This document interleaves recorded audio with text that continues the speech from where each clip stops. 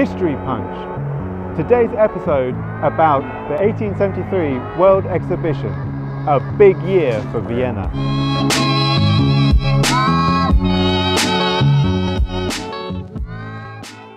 Behind me are some architecturally modern buildings from Vienna's Business University. It's in the area of the famous Prater Park, which was gifted to the people of Vienna by the Austrian Emperor Joseph II. In 1873, the university wasn't here. Instead, there stood a monument of modernity. A monument of modernity. The largest dome of modern times, far bigger than the dome of St. Paul's Cathedral in London. It had a diameter of 108 metres, a height of 84 metres, and an interior area of 8,000 square metres. It was a massive, massive, massive steel construction, as impressive as Paris's Eiffel Tower. It was the centrepiece of a 233-hectare exhibition site. That's equivalent to 215 football fields. London and Paris had held in the previous year the first world expositions to much success and fanfare. Austria's Emperor Franz Joseph wanted to put on his own world exhibition that would be bigger and better than the London and Paris shows and raise the prestige of his empire to the same heights of prestige as the British and French, which at the time were the leading powers in the world. Here is one of the pavilion buildings that still exists. It was a pavilion for the amateur artists. The exhibition was opened on the 1st of May 1873 and ran until the end of October at tremendous cost to Austria. It was intended to show off the Austro-Hungarian Habsburg Empire and a modernised Vienna in all its glory. History Punch! History Punch! Facts, facts, facts!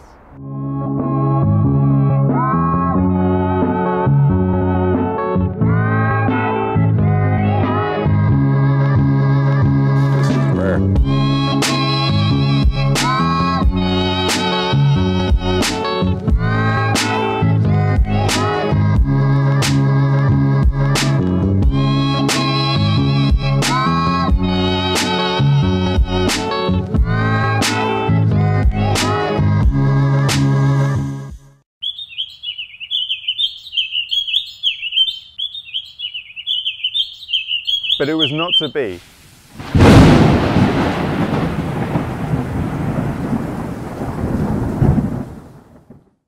Shortly after the opening of the exhibition, the stock market in Vienna crashed on the 9th of May. It was a symptom of a world economic bubble that rippled out across Europe and North America, fueling existing panic. It became known as the Long Depression, very much like the world recession we find ourselves in today. Then, Vienna's last cholera outbreak occurred from July until October, taking hundreds of lives. Today, Europe is safe from cholera, but in the 1800s, major world cities suffered from outbreaks due to poor sanitation and lack of proper sewage work. In those days, everything that went into a toilet went straight into the city's river and back into people's drinking water. People drank the cholera bacteria infected water, got diarrhea, dehydration, and died. Ironically, at that moment, Vienna was already working on huge canal works, a fresh water pipeline from the mountains, and sewage works to solve this exact problem. Worse still,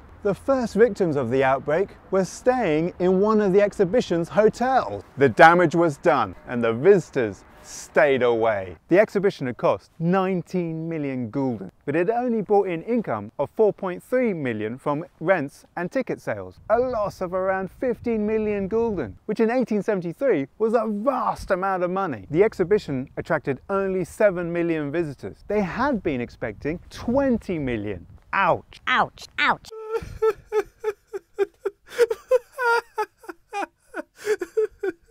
Despite all this, the event had several positive outcomes. It had a long-lasting influence on Vienna's infrastructure, transportation, modernisation and urbanisation. Like for instance, the first Viennese water pipeline bringing fresh water directly from the mountains into the heart of the city. The fountain at the end of the water pipeline was opened by Franz Joseph in 1873, and it's that system of water which we still use to this current day. If you like this video, please click subscribe and we'll see you next time. Thanks a lot.